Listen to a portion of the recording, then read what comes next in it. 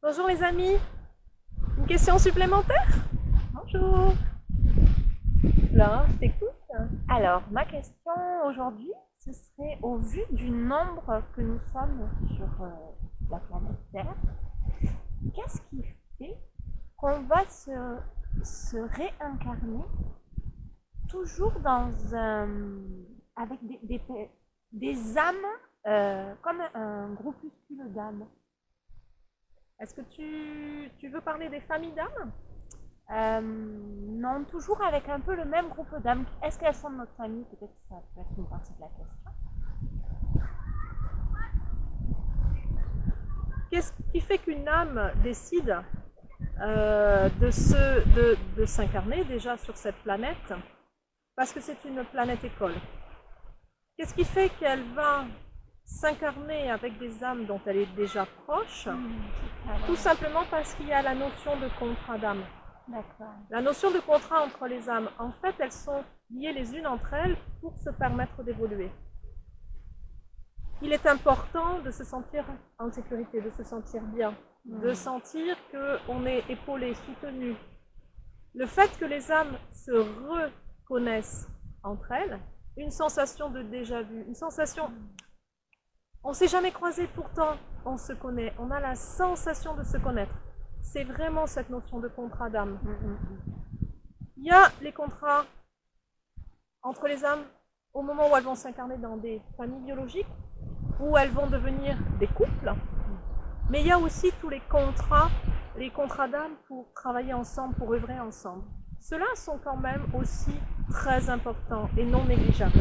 Et là, on n'est pas incarné dans la même famille biologique.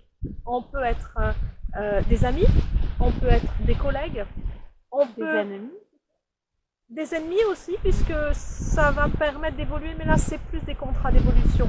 Ce ne sont pas des contrats de travail, les âmes avec les autres, les unes avec les autres. Ce sont des contrats pour faire évoluer l'humanité tout entière. Un petit groupuscule fait évoluer un groupe plus grand, fait évoluer un groupe encore plus grand. Et ça crée comme les ondes de forme. C'est un petit groupe travail, ça rayonne sur un groupe plus grand, ça rayonne sur un groupe encore plus grand.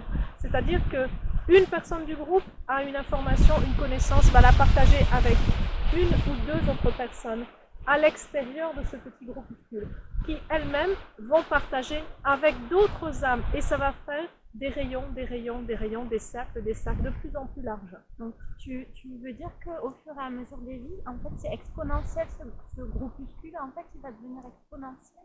C'est pas une question de nombre de vies, c'est une question de moment précis pour l'humanité. Où est-ce qu'elle en est en ce moment?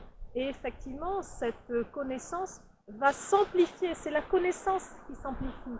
C'est la conscience qui s'ouvre et qui s'amplifie.